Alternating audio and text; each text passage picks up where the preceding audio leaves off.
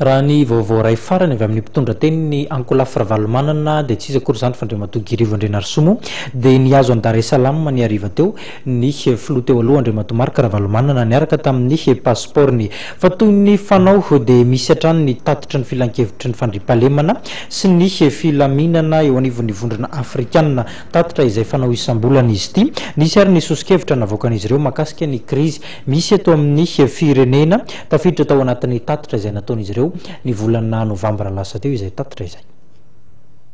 Ny filan-kevitry ny fandriampahalemana sy ny filaminana ny vondrona afrikanina dia namoaka ny tatitra fanaony isam-bolana ka anisan'ny voaresaka tao i Madagasikara. Tao anatin'izay tatitra natao ny volana novambra lasa teo izay dia nisy ny sosikevitra telo navoaka ny vondrona afrikanina mba hivoahan'ny Madagasikara amin'ny krizy. Voatatitra ao ihany koa ny ahiahan'ny vondrona afrikanina amin'ny taran'ny krizy eto Madagasikara amin'ireo firenena hafa aty Afrika. Voalaza fa raha mbola mitohy ny olana misy eo amin'ny Andriamatoa Isany Ravalomanana Marc sy Rajoelina Andry dia voatery tsy maintsy miala ao aminatin'ny rindran-damina ho amin'ny fifidianana izy mirala mianaka ireo raha araka ity tatitra ity. Nolazain'ny vondrona afrikanina fa nandritra ny feonan'izy rotonta ireo tany Seychelles tamin'ny volana jolay lasa teo dia nanao sosikevitra ny tsy hanenjika ara-pitsarana ny filoha teo aloha Marc Ravalomanana amin'ny filohan'ny tetezamita Andry Rajoelina raha toa ka manaiky ny tsy handray anjara ny fifidianana ny filoha teo aloha. Notsindrin'ny filan-kevitry ny fandriampahalemana sy ny filaminana ny vondrona afrikanina nefa fa sosikevitra tsy manaja ny demokrasia izany ka ho sarotra amin'ny SADC sy ny vondrona iraisam-pirenena ny anakizay.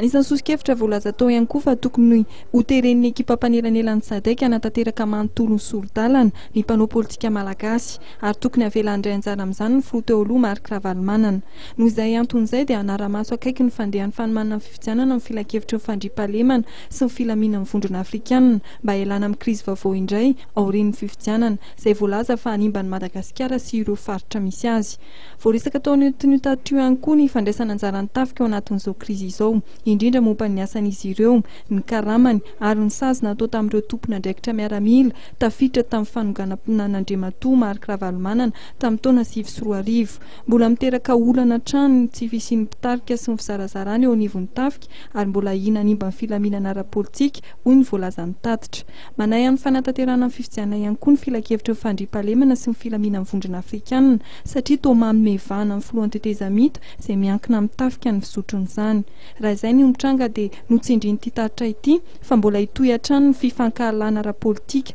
sy ny herisetra noho ny antony ara-politika eto amintsika izay niainantsika nandritry ny nahazoana ny fahaleovantena.